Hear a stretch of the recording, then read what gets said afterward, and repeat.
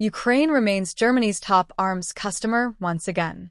Germany approved more weapons for export in 6 months than most countries manage in years, and the country that received the single biggest share of that approval, once again, is not a NATO member at all. It's Ukraine. Germany's Federal Ministry for Economic Affairs and Climate Action, the government agency responsible for reviewing and approving foreign arms sales, released preliminary figures Wednesday showing it authorized roughly $15.85 billion worth of arms export licenses during the first half of 2026. And Ukraine topped the list of recipients for what industry watchers say is now a well-established pattern rather than a one-time surge. The ministry approved exports intended for Ukraine worth approximately $2.88 billion, more than any other single country on the list, continuing a trend that has held steady since Russia's full-scale invasion began in February 2022 and upended decades of German reluctance to arm nations involved in active conflicts. An export license, in plain terms, is government permission for a German company to actually sell and ship weapons or military equipment abroad, something Berlin controls tightly given the country's history and its coalition government's stated commitment to keeping tabs on where German-made arms end up. Of the total approved this period, roughly $10.97 billion covered what the German government legally classifies as Kriegswaffen, or weapons of war, a stricter category that includes combat aircraft, tanks, and munitions, and requires an extra layer of government sign-off beyond standard export rules, while the remaining $4.91 billion covered other military equipment such as vehicles, optics, and support systems that carry fewer legal restrictions. Nearly $10.17 billion in approvals, close to two-thirds of the 6-month total, went to fellow European Union and NATO members along with countries the German government treats as NATO-equivalent allies, namely Japan, Switzerland, Australia, and New Zealand.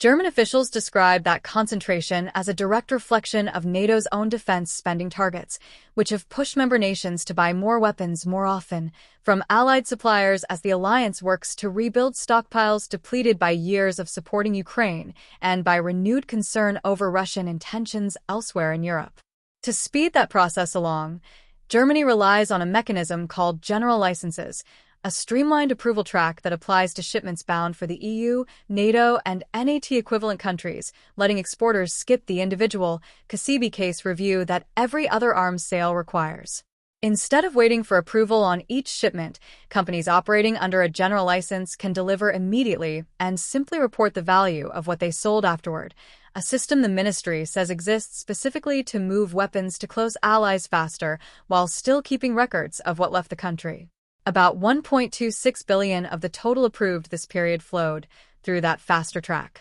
Beyond Europe and its closest allies, the ministry approved roughly $5.6 billion in exports to what it calls third countries, a category covering every nation outside the EU and NATO, and Ukraine alone accounts for nearly half of that broader figure once again. Adding Ukraine to the EU, NATO, and NATO equivalent total along with South Korea and Singapore, two countries Germany treats similarly to allied nations for export purposes, brings the combined share to about $13.25 billion, or roughly 84% of everything approved during the first half of the year, leaving a comparatively small slice of German arms exports headed to countries outside that trusted circle. Of the $5.6 billion in third-country approvals, about $3.31 billion went to nations the Organization for Economic Cooperation and Development classifies as developing economies, and Ukraine's share within that smaller group runs even higher, accounting for roughly 85% of it. The ranking of individual recipient countries beyond Ukraine reads like a map of NATO's eastern flank and its closest partners.